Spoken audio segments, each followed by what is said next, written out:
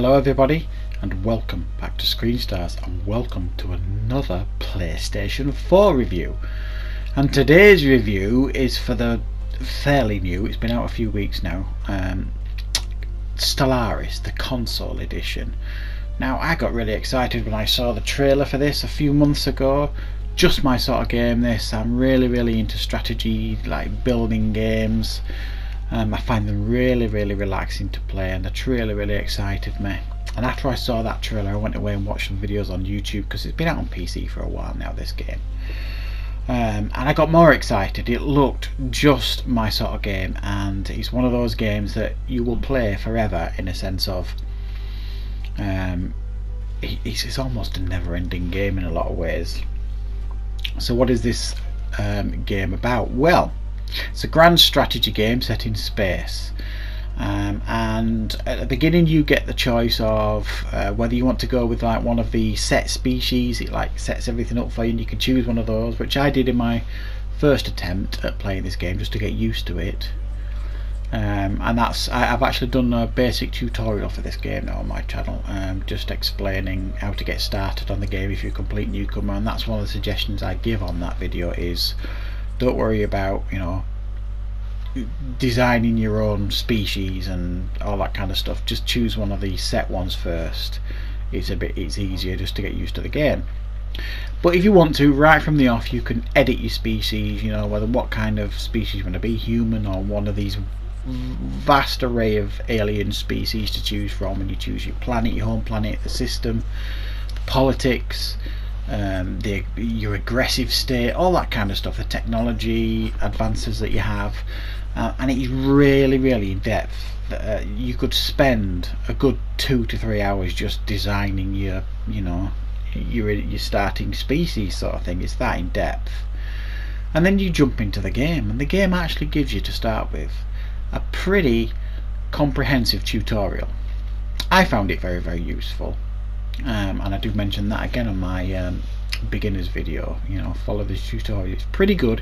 It's not needle to thread type stuff, but it's a good thing to get you started, because if you're new to games like this is a very daunting game. I mean, just look at that screen. I remember when I first saw videos of this when I started researching it, when I was excited about the game, I thought, now I like these sort of games, but even this looks too complex for me. It looks like it's all, you know, sidebars and stats and numbers and wording, and don't get me wrong, there is plenty of that, but I think they've done a really good job. And even though I've never played this on PC, I think they've really done a good job of transferring this onto a console, in a sense of I never got lost with the controls. So essentially you've got the D-pad controls that takes you to the panel on the left. The up on the D-pad takes you to the panel at the top, which is all your resources and things. You got down on the D-pad, it takes you to the panel at the bottom, which tells you like when you've researched things, and it tells you when an event that's happened that you might want to pay attention to. And then you've got the panel on the right, which tells you what planets you have, what your military fleet's like, what what science ships you have, construction ships, what factions are in, all that kind of stuff. And initially it's reasonably confusing, but the tutorial does help, and you get used to this far quicker than I certainly expected. I thought it was going to be a very confusing and difficult game to get used to, but it is surprisingly easy. And one thing I found useful is if I ever started getting overwhelmed with this game, and most games of this ilk are very similar, like strategy games, building games, management games, they all have a similar thing, is you can pause this game. You can pause it and then have a look through everything and make sure you're doing everything that you want to be doing, and you're not losing out on resources and stuff before you unpause the game again. And I found that really useful when I felt like the game was getting too much and there was too much going on at once. I just paused it, took a breath, had a look in all the relevant menus to see I was doing all the things that I should be doing, and then I would unpause the game. And sometimes I would pause it for a good 15-20 minutes just to check everything, and I'm getting all the resources that I can. And the aim of this game is to expand your empire.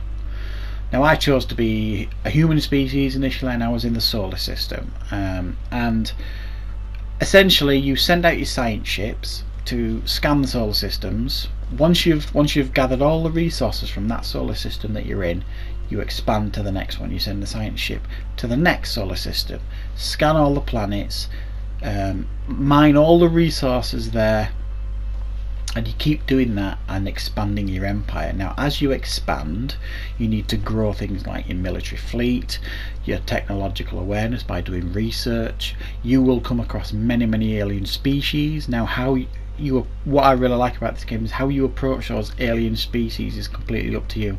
You can be aggressive right from the off and could declare war on them, attack them, and you can be really aggressive and military type, you know. I chose to be diplomatic and friendly with all the alien species that I came across. However, you will find the deeper you get into the game, it doesn't matter how friendly you might want to be, they will choose not to be. And I really like that. It's such an addictive game, this, in the sense of it's not just expanding your empire and getting the resources. You've got to then colonize new planets, and if they're not compatible to be colonized, you've got to research new technologies so that you can terraform them, put new colonies on planets, expand your fleet in that solar system, put research stations to research all the things you want.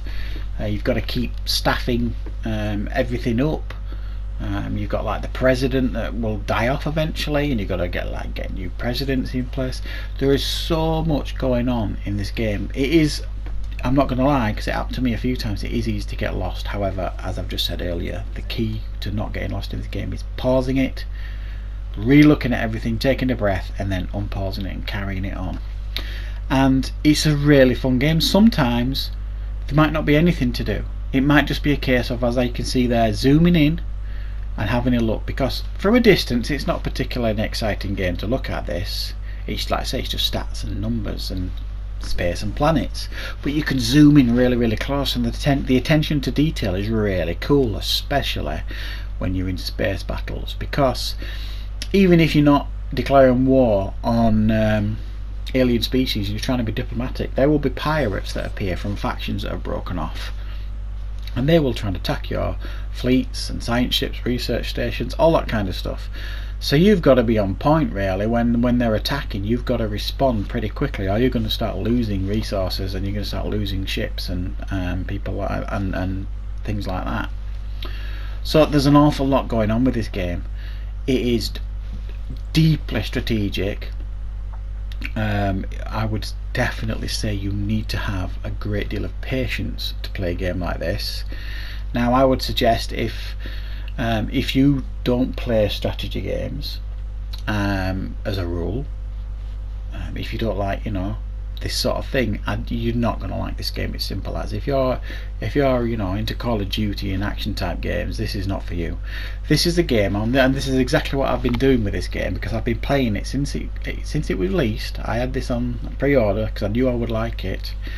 Since it's released a few weeks ago, I've been playing this pretty steadily, but it's not one of those games that you can play for like 5-6 hours at a time, because it's not an easy game to play in that sense. It's, for me, what I've been really enjoying doing is putting the game on for a couple of hours at a time and just chilling with it. It's a really relaxing game for the most part. It can get frustrating, certainly, and until you learn how to play the game, because you might start losing resources. Like on the top bar you can see there all them resources, you might start losing them and you don't understand why, and then before you know it they've all gone and you're not sure how to change it. And the biggest pain in the backside for me was the influence. You need influence to do anything. If you want to expand your empire by building a few things, you need influence to do everything pretty much in this game. And if all your influence has gone, which is like the top bar, like the purple one, about 1, 2, 3, 4, the fourth one in from the left, that's your influence. If that's at 0, you've had it. But you can research certain projects that give you added influence, and you are given certain tasks to do that will increase your influence. But for me, my biggest gripe of the game is that side of it, the resource management side. Sometimes it doesn't explain itself well enough when you start losing your resources, especially the influence one, and you just you can't figure out how to get it back. So the learning curve for this game is not, I would say, not particularly forgivable. It's not an easy game to learn. It's an easy game to play once you get used to all the mechanics, but it's not an easy game to learn. But the learning curve is pretty unforgiving, but not massively challenging, if that makes sense. And the deeper you get into the game, the cooler this game becomes. There's some pretty cool stuff happen. You can research some pretty cool stuff, and there's some pretty cool stuff happens with these new alien species, and things are taken out of your hands, and it all gets really intense and fun. And it's trying to maintain all your resources and management side sometimes when you're getting attacked from all four corners, depending on how you play the game. So I would say, if this is your bag, if this is the type of game that you like to play, and you've never played Stellaris before like me, I think it's worth buying. I do think it's a bit pricey. There was two versions upon release. There was a cheaper version for something like £32, and a full price version that included some extra, all the DLC and stuff, but I'm not sure it's worth full price in regards to £49.99 this game. I really aren't sure. I would suggest the £32 mark was a better price for this game, because I paid the full price for it and I can't tell what I got extra with it, unless that's coming later. I don't know. So for me, guys, it's a fun game. I'm going to give this game an 8 out of 10, and it is worth playing if this is your sort of thing. If it isn't, then avoid it, guys. And I wouldn't buy the expensive version. I would buy the cheaper version and wait for the DLC as it comes on sale if you really want to get it. So thanks for watching, guys. I hope you found this review useful. I'll see you next time on Screen Stars.